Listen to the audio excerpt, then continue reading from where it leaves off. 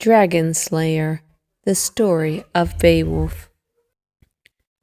In the great hall of Hygelac, king of the Geats, supper was over and the mead horns going round. It was the time of evening, with the dusk gathering beyond the firelight, when the warriors called for Anselm, the king's bard, to wake his heart for their amusement. But tonight they had something else to listen to than the half-sung, half-told stories of ancient heroes that they knew by heart. Tonight there were strangers in their midst, seafarers with the salt still in their hair, from the first trading ship to reach them since the ice melted and the wild geese came north again. And their captain sat in the guest seat that faced the high seat of the king, midway up the hall, and told the news of the coasts and the islands and the northern seas. He leaned forward in the great carved seat, a small man with his hands on his knees and his long-sighted seaman's gaze coming and going about the smoky hall, and told, among lesser matters, how Hrothgar, the great warrior king of the Danish folk, had built for himself a mighty mead hall where he and his household warriors might feast and make merry, and give a fitting welcome to any strangers and wayfarers who came among them. "A great hall, a most fine hall," said the sea captain, while the rest of his crew on the mead benches nodded and muttered their agreement. "Longer and loftier even than this in which my lord Hygelac has feasted us so royally tonight. Aye, but he might have done better to live out his days as a shepherd, for small joy has the Danish king of his mead hall." And he drank deep from the mead horn as it was handed to him, and shook his head, and waited to be asked why. Hygelac laughed a little, playing with the ears of Heardred, his small son, as though the boy had been a favorite hound propped against the knee. "And why has the Danish king such small joy of his mead hall?" "Because," the sea captain said, "before even a king makes merry, it is as well that he should know who may hear the laughter in the dark outside." And eager as he was to tell the story, he glanced aside into the blue dusk that thickened beyond the four-porched doorway. "Who heard?" demanded Hygelac, no longer laughing, and the sea beyond the keel strand sounded very near as they waited. The sea captain looked about him as though gathering his hearers closer. He would have made a storyteller to equal Anselm if he had chosen the harp instead of the steering oar. "Grendel, the night stalker," he said at last. "Grendel, the man-wolf, the death shadow, who has his lair among the sea inlets and the coastal marshes. He heard the laughter and the harp song from the king's high hall, and it troubled him in his dark dreams, and he roused, and he came up out of the wastelands and snuffed about the porch. The door stood unfastened in the usual way, though it would have been little hindrance to him had it been barred to keep out a war host." His listeners nodded and huddled closer to the long fires, and here and there a man glanced behind him into the shadows. They all knew that bolts and bars could no more keep out the troll kind than blade of mortal forging could bite their scaly hides. Grendel prowled in, hating all men and all joy, and hungry for human life. So swift was his attack that no man heard an outcry, but when the dawn came, 30 of Hrothgar's best and noblest thanes were missing, and only the blood splashed on walls and floors, and the monster's footprints oozing red, remained to tell their fate. A deep murmur ran from man to man all up and down the crowded hall, and Hygelac said, This is an evil story that you tell, my friend. Aye, evil enough, and the end is not yet reached, but having once been roused, the night stalker does not sleep again, but comes back and back and back. And to this day, after the dark comes down, Heorot is a place forsaken and accursed. But can Hrothgar find no champions in all of Denmark strong enough to rid him of this horror? The sea captain shook his head. At first there were plenty bold enough to spend the night in Hrothgar's hall, especially when the mead was in them.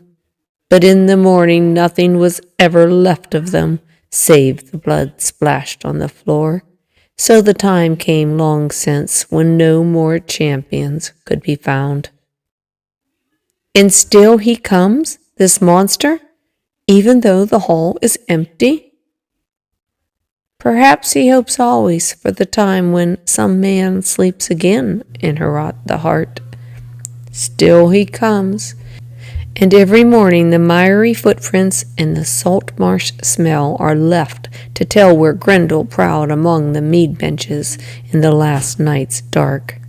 And Hrothgar the king grows old in sorrow and in hope, but he can have little hope left now, that one day Weird, who weaves the fate of men, may send him a champion strong enough to free him and his people from the death shadow that fills their nights with horror. Among the thanes crowding the long benches, one leaned forward, his arms across his knees, his eyes leveled on the sea captain's face, as though the dark tale struck closer home to him than to the rest.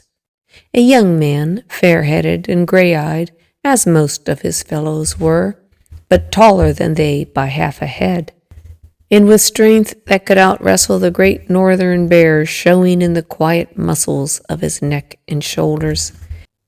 He sat in a place that was not particularly high, nor yet particularly lowly. Indeed, he was one who seldom cared about his rightful place, unless another man thought to deny it to him. Yet there was something in his face and in his whole bearing that would have marked him for what he was, even to the passing glance of a stranger.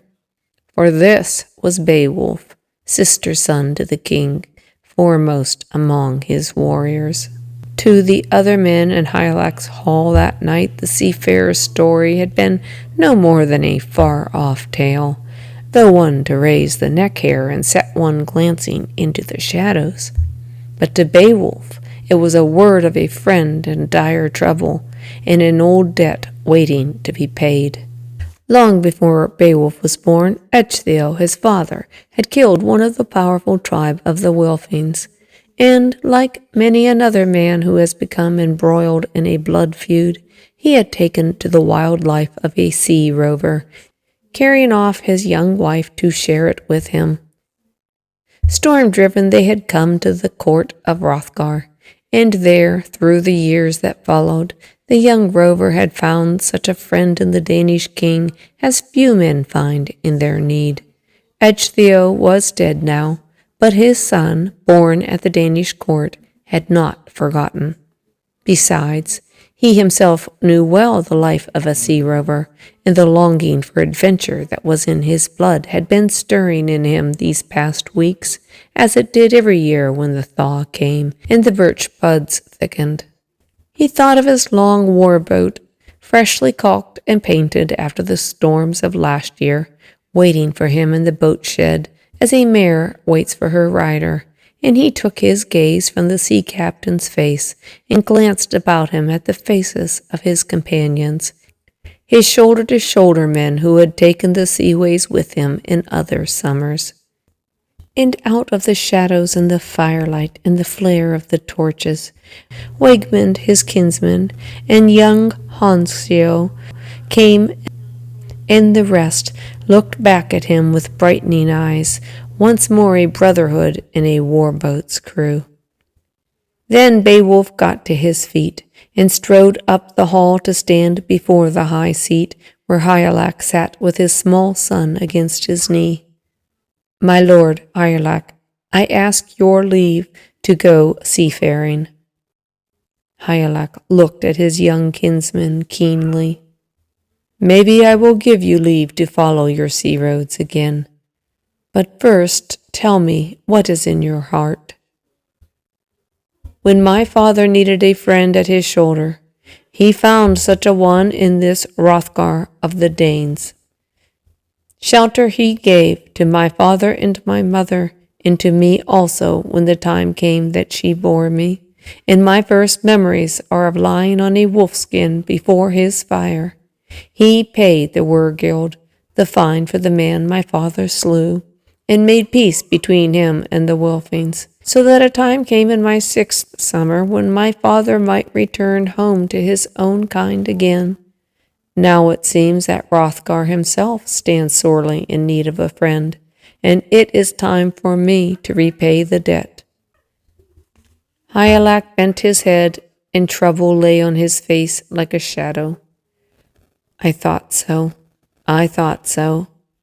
Beowulf, sister's son, you are foremost among my warriors, and save for the boy here, you are almost the only kinsman left to me. I grieve to see you go upon such a perilous seafaring. Yet a man should pay his debts.